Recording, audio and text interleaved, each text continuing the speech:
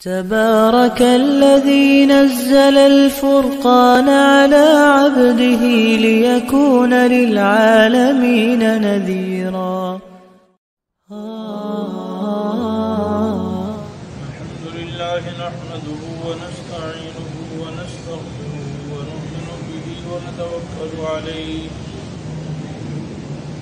ونعوذ بالله من شرور أنفسنا ومن سيئات أعمالنا من يهده الله فلا مضل له ومن يضلله فلا هادي له ونشهد أن لا إله إلا الله وحده لا شريك له ونشهد أن سيدنا ومولانا محمدا عبده ورسوله أرسله إلى كافة للناس بشيرا ونذيرا وداعيا إلى الله بإذنه وسراجا منيرا.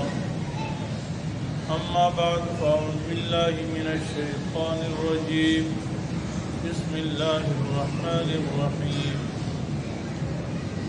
إن الله يأمر أن تؤدوا الأمانات إلى أهلها وإذا حكمتم بين الناس أن تحكموا بالعدل إن الله نعم ما يعظكم به إن الله كان سميعا بصيرا. وقال النبي صلى الله عليه وسلم لا إيمان لمن لا أمانة له ولا دين لمن لا عهد له أو كما قال عليه الصلاة والسلام. صدق الله ورسوله النبي الحبيب الكريم ونحن على ذلك لمن الشاهدين والشاكرين والحمد لله رب العالمين. ذو شيء اللهم صل على محمد وعلى آل محمد كما صليت على إبراهيم وعلى آل إبراهيم إنك حميد مجيد. اللهم بارك على محمد وعلى آل محمد كما باركت على إبراهيم وعلى آل إبراهيم إنك حميد مجيد.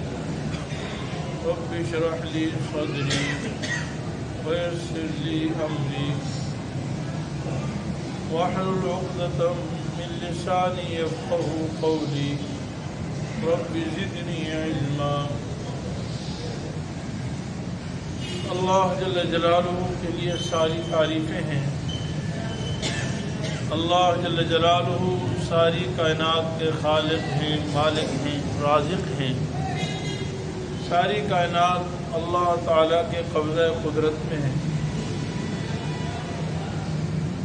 کامیاب انسان وہ ہے جو اللہ تعالیٰ کے بتائے ہوئے احکام اور نبی کریم صلی اللہ علیہ وسلم کے طریقوں کے مطابق اپنی زندگی گزارے. اللہ تعالیٰ نے اور نبی کریم صلی اللہ علیہ وسلم نے ہمیں بہت سارے احکام بتائے ہیں اور ان احکام میں سے بہت زیادہ احکام کا تعلق صرف ہماری دنیاوی زندگی سے ہے. اللہ تعالیٰ یہ چاہتے ہیں کہ ہماری دنیا کی زندگی پرسکون ہو، امن والی ہو، سکون والی ہو، راحت والی ہو. اس میں دھوکہ نہ ہو، اس میں جھوٹ نہ ہو، اس میں فریب نہ ہو، اس میں چوری نہ ہو، اس میں ڈاکہ نہ ہو، اس میں کسی کو نقصان نہ پہنچایا جائے. ہم آپس میں شیر و شکر ہوں. اس کے لیے اللہ تعالیٰ نے بے شمار احکام بتائے. دین کی تین چوتھائی شریعت کے احکام کی 3/4 احکام کا تعلق معاملات سے ہے اور صرف 1/4 کا تعلق عبادات سے. یعنی یوں اس کو دوسرے الفاظ میں آپ کہہ سکتے ہیں کہ حقوق اللہ اور حقوق العباد. حقوق اللہ جو ہے وہ شریعت کے احکام کا 1/4 حصہ ہے اور حقوق العباد یعنی شریعت کے ان احکام، وہ احکام جس کا تعلق مجھ سے اور آپ سے ہے، جس کا تعلق بھائی بھائی سے ہے، جس کا تعلق میاں بیوی سے ہے، جس کا تعلق باپ بیٹے سے ہے، جس کا تعلق پڑوسی سے ہے، جس کا تعلق چھوٹے اور بڑے سے ہے، اس طرح کے جتنے بھی ہمارے آپس میں رشتے ہیں، ان سے تعلق کے اعتبار سے اللہ تعالیٰ نے جو احکام دیے ہیں نا، ان کی مقدار 3/4 ہے۔ اسلام کی 3/4 احکام، اور عبادات کا تعلق صرف 1/4 سے۔ اللہ رب العالمین اپنے بندوں سے محبت کرتے ہیں، پیار کرتے ہیں، اور ہر بندے کے لیے اللہ تعالیٰ اچھا چاہتے ہیں۔ مثال سے یوں سمجھ لیجئے، جیسے ایک شخص کی مختلف اولاد ہوتی ہیں، بیٹے بیٹیاں وغیرہ ہوتی ہیں، اور بعض دفعہ مختلف بیویوں سے بھی ہوتی ہے، لیکن وہ باپ ہونے کے ناطے آپس میں یہی چاہتا ہے کہ میرے بچے آپس میں شیر و شکر رہیں، آپس میں ایک دوسرے سے محبت کریں، ایک دوسرے کے لیے خیال کرنے والے ہوں، ایک دوسرے کی ہمدردی کرنے والے ہوں، ایک دوسرے کے ساتھ اچھائی کرنے والے ہوں۔ کوئی باپ نہیں چاہتا کہ میرا بیٹا میرے بیٹے کو، میری بیٹی کو نقصان پہنچائے، اس کو دھوکہ دے، اس کے ساتھ فریب کرے، اس کے ساتھ جھوٹ کا معاملہ کرے۔ باپ اور اولاد کا تعلق تو بہت عارضی ہے، فانی ہے۔ ایک وقت ایسا آئے گا کہ باپ اور اولاد کے تعلق بھی ماند پڑ جائے گا۔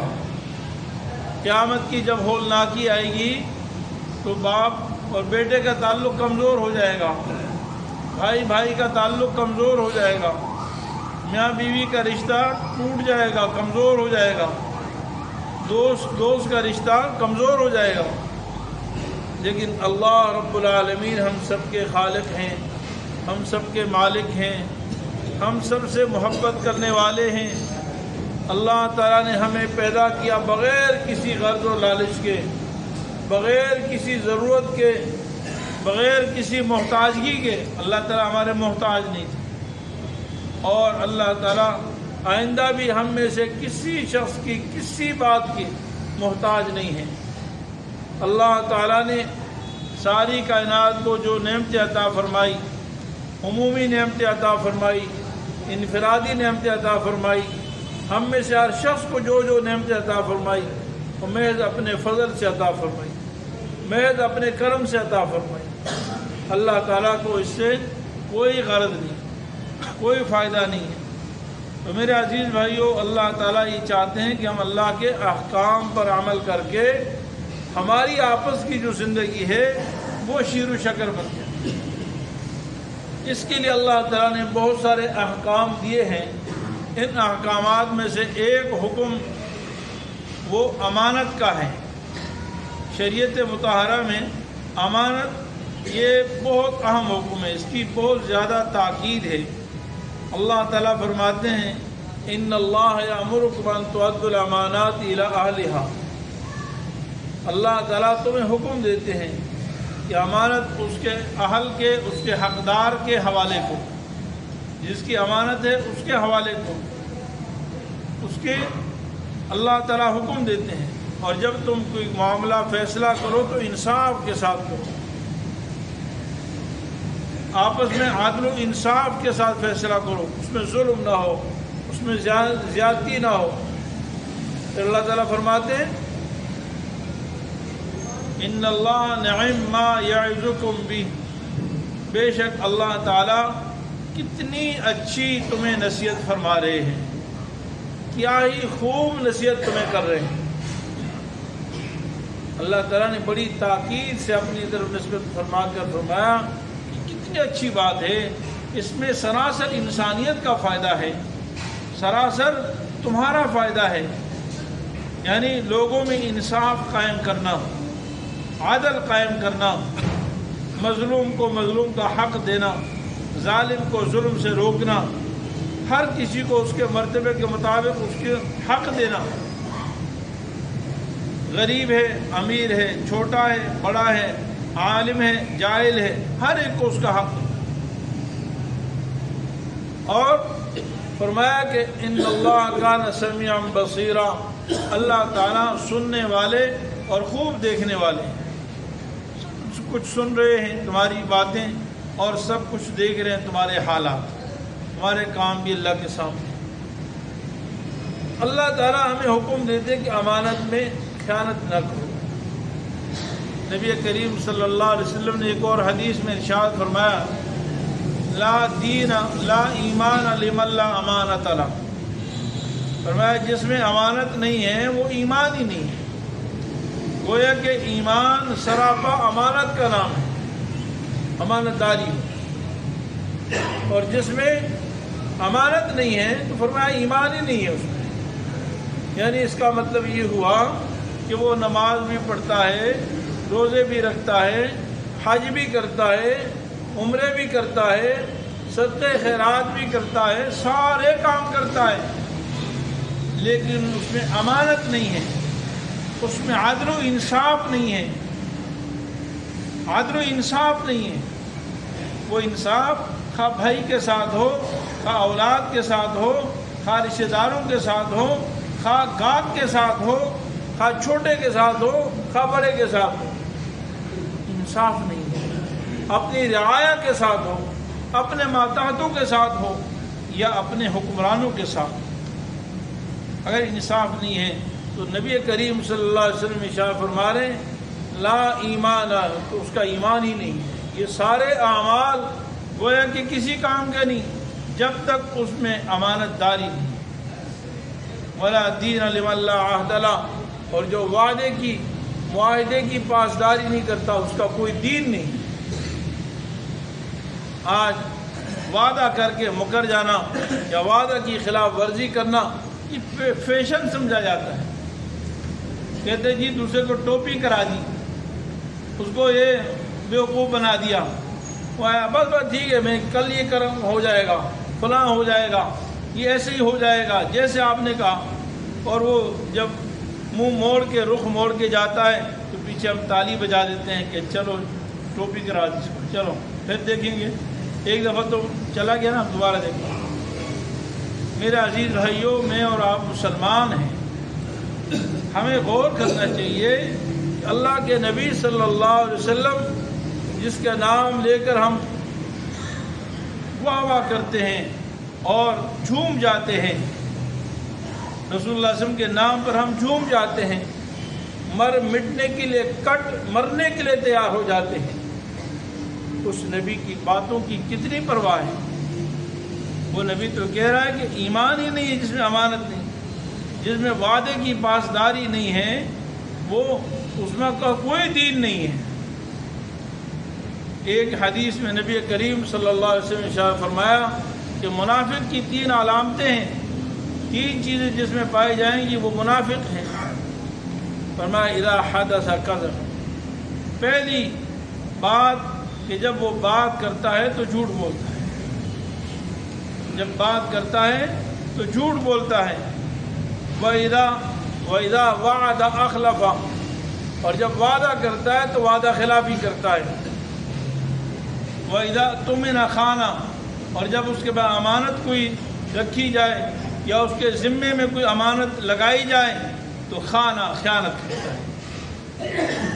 اور ایک اور حدیث میں، یہ بھی بخاری کی حدیث ہے، اور ایک دوسری حدیث ہے اس میں 4تھی صفت بھی بیان فرمائی، وَإِذَا خَاصَمَ فَجَرَ، اور جب کسی سے لڑائی جھگڑا ہو جائے تو گالیاں دیتا ہے، گالیاں دیتا ہے، بیہودہ بکواس کرتا ہے۔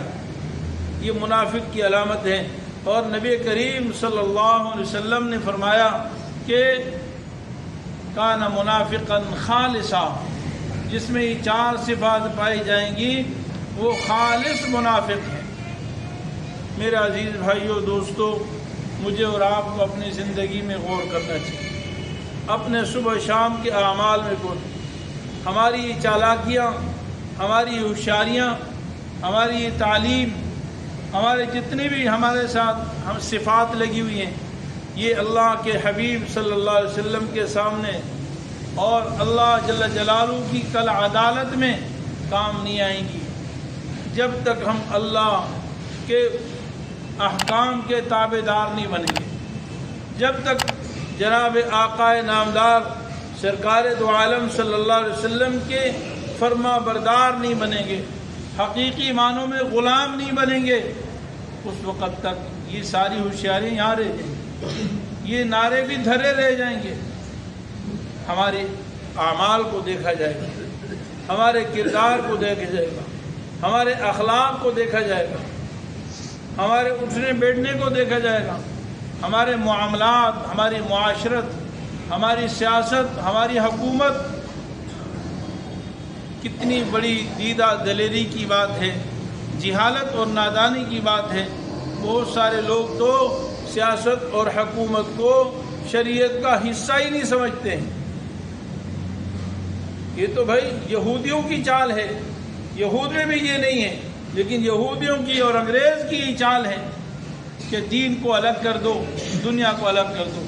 ہمارا اسلام شریعت مطہرہ تو کامل مکمل دین ہے، اس میں بیت الخلاء کے احکام بھی ہیں، بیت اللہ کے احکام بھی ہیں، گھر کی چوکھٹ سے لے کر تخت و تاج تک شریعت کے احکام موجود ہیں۔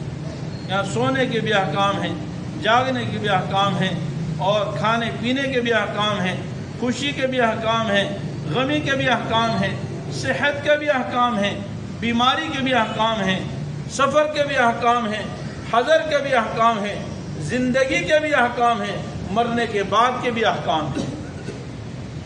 مرنے کے بعد وراثت سے تعلق ہوتا ہے، اور نبی کریم صلی اللہ علیہ وسلم نے الفرائض نصف العلم او کما قال علیہ الصلوۃ والسلام فرمایا کہ علم کی دو قسمیں ہیں، دو حصے ہیں، ایک حصہ انسان کی زندگی سے تعلق ہوتا ہے اور ایک انسان کے مرنے کے بعد سے تعلق ہوتا ہے۔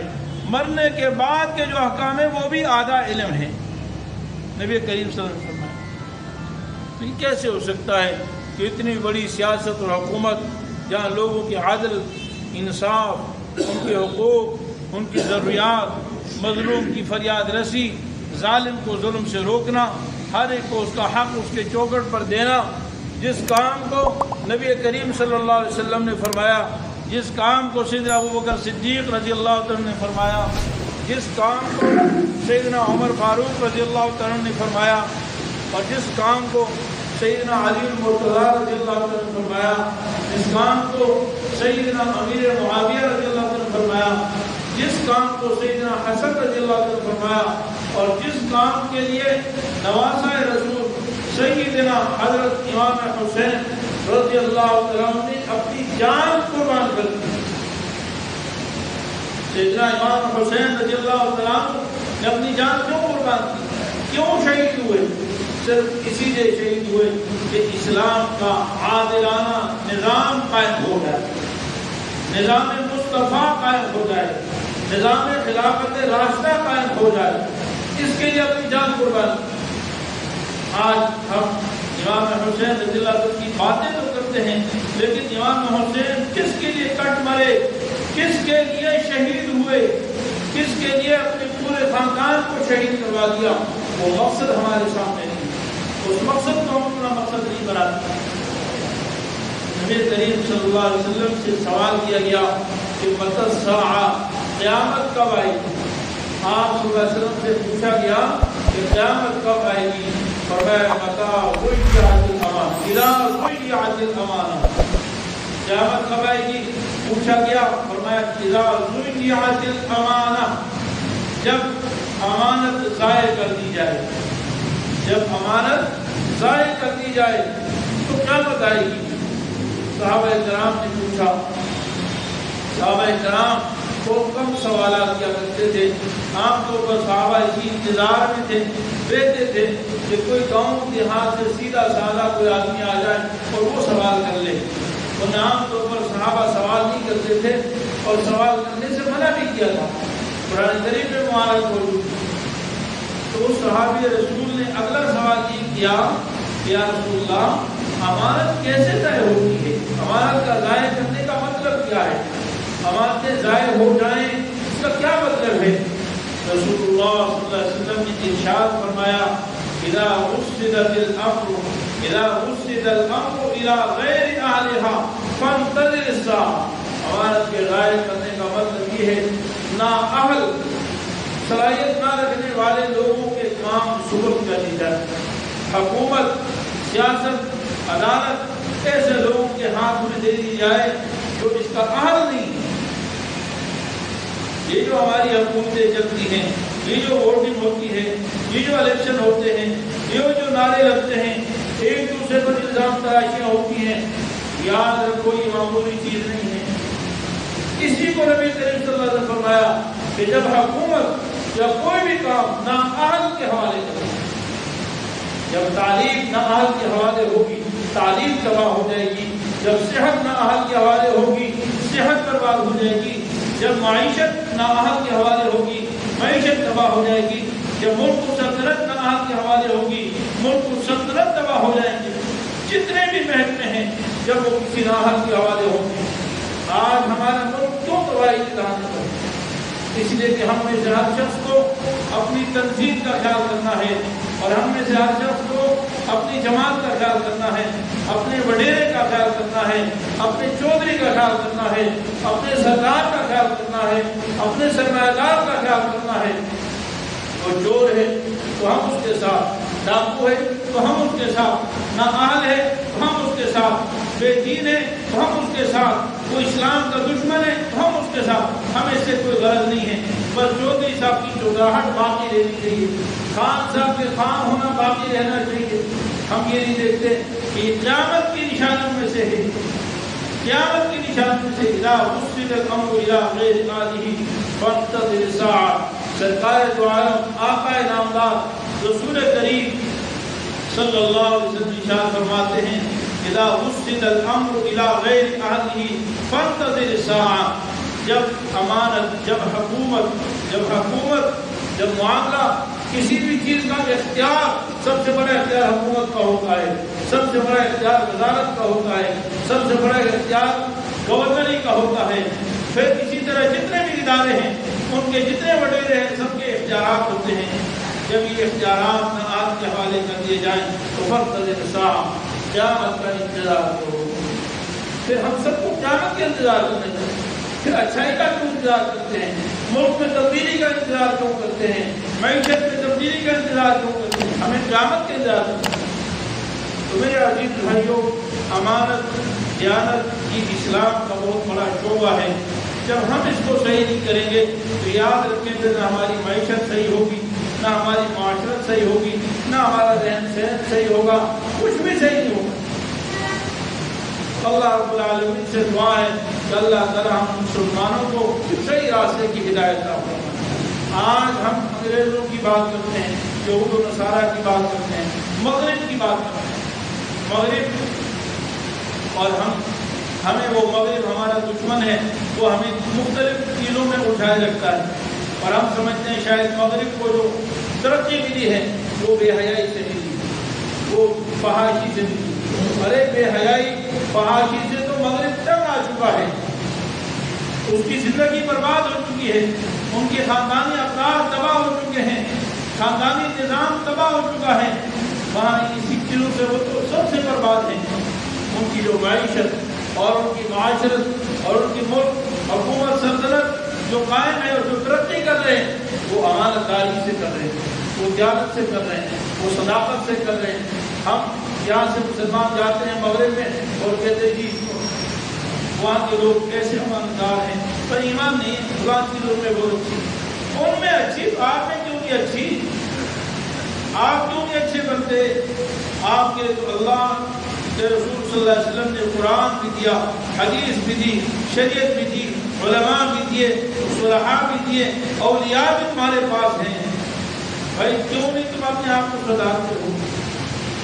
اور پھر لوگ باتیں کرتے ہیں کہ ہمارے ملک میں اتنے نیک لوگ ہیں، اتنے لوگ، تو نیک لوگوں کے پاس الہدین کا چراغ نہیں ہے. بھائی جو الہدین کا چراغ جلائیں اور سب کچھ بدل جائے، آپ کے بدلنے سے بدلے گا.